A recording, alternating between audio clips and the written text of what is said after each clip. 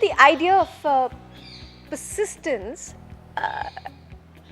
came to us again with the first batch in 2008, but they would have been in grade 9. And they had already experienced in Key Stage 2 engaging with different causes, like they had by then engaged with this wonderful organization called Umang, who worked with the hearing impaired. They had engaged with Akshay Patra to raise funds and food for the hungry. They had engaged with this wonderful organization called Prabhat, who worked with my Keshav's organization Prabhat for working with children with special needs and special abilities. So they'd had experience in the past of engaging for a year with various issues and causes that would help them understand about perspective, help them understand about what it meant to have even gratitude, to understand that it's not about anybody making anybody's life better as much as participating in lives together, on a journey that is not about entitlement, but about earning your spot or your place in the world.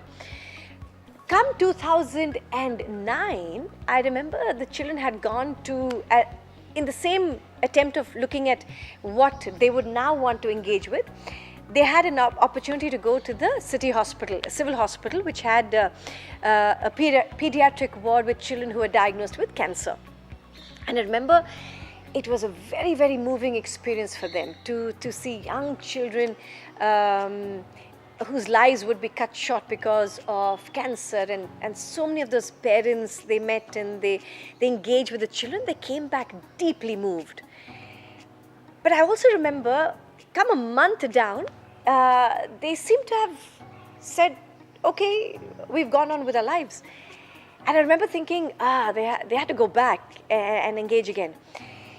And I found that every time that they had to go back and engage, it took a little bit of effort to convince them. Now they're adolescents, okay? And adolescents had their attention span, of course, is limited, but the attention and engagement with ideas also seem to be more on a sort of a transactional, transitory way. I mean, yes, we engage, we're deeply moved, but well, we have lives. We are 15, 16, and 17. We have other things that are bothering us. So this conversation started happening with the kids and saying, how do you stay engaged long enough? It can't be so self-serving that you go, you get excited, you've done your little bit of change, but you walk on. Those children are still going to be there, right? And you've promised them a conversation that suggested that you would come back. And you can't then say, oh, but I had to go to a movie, or I had other ideas, or I had exams, and so that takes my time. So it took us literally a year of working with this young adolescent mind and these young children to say, what will it take for you to recognize that change takes time? And we have to commit time and understand that by committing time, we're learning more about ourselves than necessarily changing somebody else's life.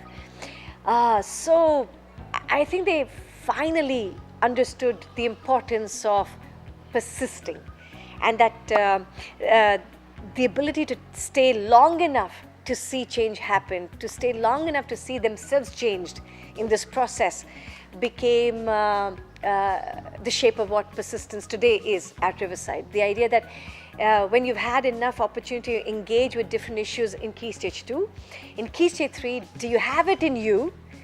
Do you have enough grit in you to stay with an idea long enough? That's how persistence happens.